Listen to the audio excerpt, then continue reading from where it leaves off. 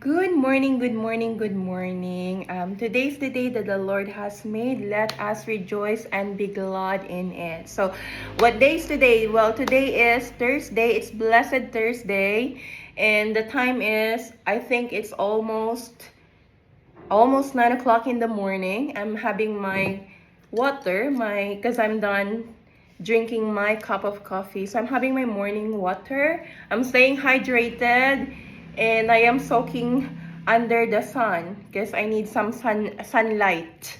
It's giving me a lot of energy to start the day.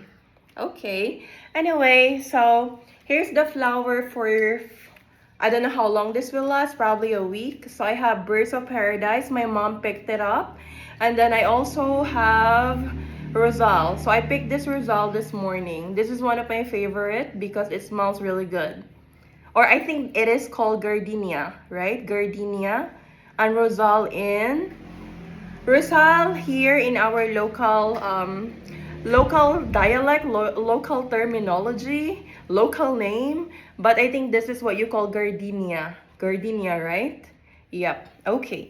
Anyway, how is my morning? Well, my morning started good. I woke up this morning and I said, "Good morning, thank you for today." But there's a big but. Oh my God, the familiar noises are all over the place again. Nothing too bad, nothing too major, just a little bit distraction to start your day. You know, a little distraction to make you think that the world is against you, right? So, anyway, let's talk about the feeling as if the world is against you, okay? So when you feel like the world is against you, that is what you call paranoia, right? It's like you are under a substance, para kang drug addict. Yung feeling mo pinagtutulong-tulungan ka, yung feeling mo balisa ka, parang hala siya. Ano yan? Yung kunting kaluskos mo pa lang, praning ka na, you are like a drug addict. Para kang drug addict niyan. So you are under a state of paranoia. 'Di ba? So parang napaparanoid ka. So yun yung naramdaman ko kaninang umaga. Parang may naririnig ako na ingay left and right. Hindi naman ako nagda-drugs. Hindi naman ako na-diagnose ng kung ano-anong medical issue para matawag siya na schizophrenia, yung parang nag-hallucinate ka na may naririnig ka as if your mind is giving an illusion as if you are hearing something that is not there or you are seeing things that is not there, right? So that's what you call schizophrenia, right? So anyway, I don't know what is the proper medicine or proper treatment to get it fixed. But if you're feeling the same thing, do not delay contacting the doctor, right? Okay, but there's another possibility. If people are pushing you and trying you, so they can come out or they can make up a fake diagnosis, then they have an intention. Okay, that is bullying. Kung pakiramdam mo they're intentionally doing it to harm you, then that is an intentional bullying, right? So they are bullying you because why? Saan nga ba nagsisimula ang bullying? Bullying starts at home. Did you grow up in a peaceful environment? Lumaki ka ba na payapa ang tahanan nyo? Lumaki ka ba na inaabuso ang nanay mo? Lumaki ka ba na binubugbog ang nanay mo? Lumaki ka ba na may domestic violence sa pamilya nyo? If so, nagkakaroon ka ng childhood issue, nagkakaroon ka ng trauma ang tawag dito, yung outlet mo is because of the build-up anger na hindi mo nailabas, nagkakaroon ka ng mental disorder na para bang hindi ko alam kung ano. I'm not the physician, I'm not the doctor to say the right word, but nagkakaroon ka ng animosity, nagkakaroon ka ng galit sa mga taong feeling mo successful na. Kung sa tingin mo yung ibang tao successful na, parang hinuhugot ka nila. Kung meron kang power, if they can see that you have authority and power, that is their biggest weakness. that they don't have power, right? They don't have power, they don't have authority. That is their greatest fear. Kasi when they were growing up, they felt helpless. Na parang walang tumulong sa kanila when they were under a traumatic situation. When they were under a traumatic situation when they were growing up, or those years that they needed attention or guidance, they were not heard. Hindi sila napakinggan. Right? Until such time that they've seen a perfect target. Magbibigay ako ng example. Let me give myself as an example, right? So people here are giving me so many titles that I have authority, I have power. Nasabi nila kinaiinggitan daw ako. Ilang beses ko nang sinabi, ano bang dapat kainggitan sa akin? I have already shown my vulnerability, my weaknesses, yung wala ako nito, wala akong ganyan, para hindi na ako kainggitan, but they knew what I have. Yup. They knew what I have. So what do I have? I have God. And the power that I have is coming from God, right? Because I know for sure what is the wrong thing to do, what is the right thing to do, right? And speaking up to them means that you are in power again. So that is making them helpless. That's making them feel powerless. Na wala silang power. They are lacking the knowledge, right? They're lacking knowledge. The more they try to understand, the more helpless they feel. So that's why they will resort to something desperate. They will resort to something desperate, so they will do desperate actions. They will do desperate action to gain something that they called, what do you call this? Satisfaction. At least this false sense of satisfaction will make them feel that they are in authority, they are in power, they are in the position, right? They will justify all the things they've done just because, why?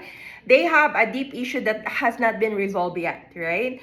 Okay, now let's talk about me, okay? Did you grow up in a perfect environment? No, but I have a balanced environment, you know? I have a childhood that everybody knew, right?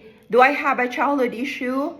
I had, but I've gone through it. I have survived it, and I keep looking on the positivity that I was pampered. I was provided with the basic needs. I was sent to school. There's always food on the table. We have a home. Yeah, and I always get attention from my family. So that's the kind of environment I grew up. Is it perfect? No, it's not. I didn't grow up in a perfect environment. Nag-aaway-away yung parents ko. Na hindi sana nila ginagawa in front of the children. But then growing up, you have this understanding, nag-grow up ka na, naging understanding ka na that maybe they have their own issue, that they are not equipped and they are not educated yet to get into relationship and parenting and family. Right? Maybe at that time, hindi pa sila ready. But then, 35 years later, here I am trying to understand it. Nagkaroon na ako ng bigger point of view. I can understand it with a bigger eye. Right? With a bigger understanding and a bigger picture. Right? But then, so hindi lang yung family ang responsible for your mental health, for your emotional health, for your overall health, right? Sabi nga nila, it takes a village. It takes a village to raise a child. It takes a village. Ibig sabihin, not only your family is responsible for raising you. So who are the other people responsible for your upbringing? Your neighbor, right? Healthy environment ba ang neighbor nyo? Do they have healthy parenting too? Or do they have issue that is leaking to affect your overall health, right? How about the community leader? Are the community leader involved in any possible dysfunction? Are they? How about the church? How about the church community? Are they also equipped and godly enough to handle raising a child? Because I am focusing on raising a child, diba? Right now, I've chosen to be a full-time mom. Sabi nila, it takes a village to raise a child. So, nagsisimula tayo sa small unit.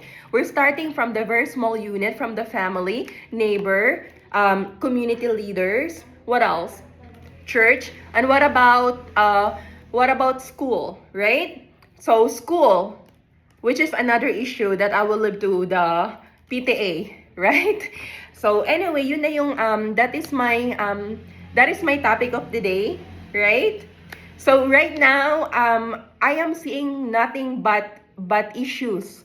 I am seeing nothing but unhealed version of so many people around me. There's a lot of unhealed people that is affecting me.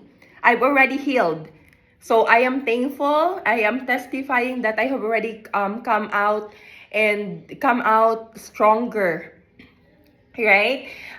Being strong doesn't mean you are showing up your, your endurance running, doing sports, doing this and doing that. Sometimes strength is speaking up and letting other people be educated, right? So that's it. And then what else? What else? What about my other point? Well, I'd like to emphasize the unhealed version of other people. Sabi nila, mind your own business, right? Mind your own business. Mind your own business. I've been doing that for so long. For so many years, I have my own little world. I had my own little world that I don't want other people to get into my world, because my world is so peaceful, so beautiful, so focused, so determined, so dedicated, so motivated, so straight. And it's like walking like a queen. It's like playing a chess. Sabi nila, yung move ng queen, straight line lang. So the move of the queen is straight line. If we are playing chess, isa lang ang kinuha ko. Isa lang, being a queen. So being a queen in the game of chess, you have to go straight line. Walang left and right, straight line lang, right? You let the pawn do the work for you. Right? We had a lot of pawn. Alam mo yung mga pawn. So they are your workers. The workers are doing the move for you. And you are the queen. So your move is to go straight, right? Let the pawn do the work. Yung mga alagad mo, bahala na sila, right? So, but now, in reality, hindi tayo naglalaro ng chess. In reality, this is the current situation. You have to speak up. So hopefully, your aim is to make some changes. Your goal is to make some impact. Your goal is to make a difference. Your goal is to make sure that your child is growing up better, healthy, and for him to understand the real and the current situation, right? So anyway, so again, think about it. It takes a village to raise a child. Anong ginagawa niyo? Why are you not stopping those people that need some healing? Maybe they need some reflection. Maybe they need a retreat. I don't know. Nakakapagod mag-antay ng mga benepisyo sa gobyerno o maghumingi sa AX, 'di ba? Kasi masyado nang na-overpromote yung medicine. May mga natural healing, pwede tayong mag-counseling, mag-talking, speech therapy. Kung feeling mo ang hirap makipag-usap, ginagawa mo sa pangbubuli ng iba, talk to someone. Talk to somebody. Kung may galit ka, kausapin mo. Kung hindi mo kayang kausapin ng tao dahil intimidated ka, use a different medium. Talk to what do you call this? Barangay health worker, because they're also equipped, right? Madami sanang channel, because you rebelling, you being radical is not gonna solve the situation. It's pissing me off, right? But you're giving me power at the same time. You taunting me every day is giving me power too. So I think I should be grateful about it, right? So now, question of the day, who is it to blame? Sino ba ang dapat sisihin? I don't want to blame anybody because I am taking accountability and responsibility of my own actions and my own words. But who is it to blame? Who is it to blame? Sino ang dapat sisihin? Okay, that should be it. Have a beautiful day and keep shining for Jesus. Bye.